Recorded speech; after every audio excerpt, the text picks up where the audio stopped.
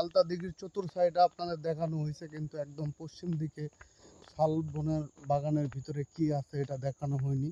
তো রাস্তাটা দেখে বুঝতে পারছেন যে অবশ্যই এখানে ভয়ানক এক অভিজ্ঞতা বা ভালো কোনো বন অপেক্ষা করতেছে। তো সেটা দেখানোর জন্যই মূলত আপনাদের নিয়ে আসছি, যেটা শালবন নামে পরিচিত। তো আপনারা ভিডিওটি দেখতে থাকুন এবং অনেকে আমাকে ভালোবেসে ভিডিওগুলো দেখেন, এবং এখন সবচেয়ে বেশি প্রয়োজন হলো আমার শেয়ার। ভিডিও যা আছে মোটামুটি রাস্তাতে দেখে বুঝতে পারছেন কীরকম রাস্তা। তো এই দিক থেকে একটু ঘুরে আসি, বেশি দূর যাওয়া যাবে না কারণ মানুষজন নাই, মানুষ শূন্য একদম জায়গা। তো মাটির ঢিবি তো আপনাদের দেখাইছি, তারপরে দেখাই আর কি শুধু বর্ষা সিজন না শীত সিজনে এই যে উই পোকার মাটির ঢিবি। তো সামনে বনে হয়তো বা আরও কোনো ভালো কোনো অভিজ্ঞতা অপেক্ষা করতেছে, বাট এখানে কেউ নাই, আমি একাই, এখনও আমার লোকজন সাথে আসেনি আর কি।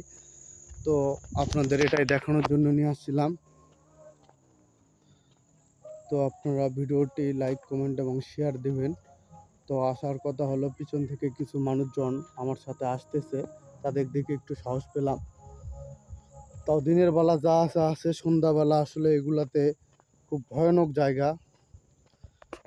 পিছনে গ্রাম আছে কিনা আমার জানা নাই, তো আপনাদের জানা থাকলে অবশ্যই কমেন্ট করবেন। এবং সবচেয়ে বড় কথা হলো ভিডিওগুলো যা ভিউ হচ্ছে হোক আলহামদুলিল্লাহ, এখন শুধু শেয়ারের প্রয়োজন।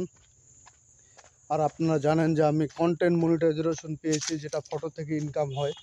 এই জন্য আমি আর বেশি ভিডিও দেই না, ফটোর মাধ্যমে ইদানিং ভিডিও দেওয়ার চেষ্টা করতেছি।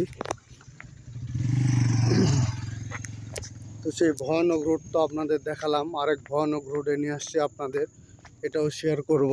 তো আপনারা অবশ্যই ভিডিওটি শেষ পর্যন্ত দেখবেন। আমিও খুব বেশি দূর যাব না, কাছাকাছি যাওয়ার পর হয়তো বা আবার ব্যাক করব। তো এই হলো অবস্থা। আজ আমাদের বসুন্ধরা গ্রুপের খাতা গ্রুপের পিকনিক আছে আর কি, সবে স্যাররা আসতেছে, প্লাস আমার বসও আসতেছে, সব মিলে একটা পিকনিকে আমরা চলে আসছি। তো আপনাদের সবারই মানে শেয়ার আশা করতেছি আর কি।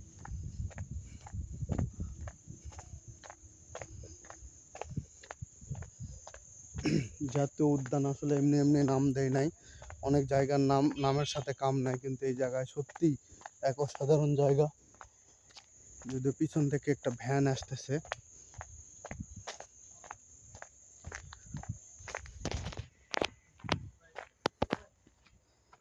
তো এই হলো অবস্থা।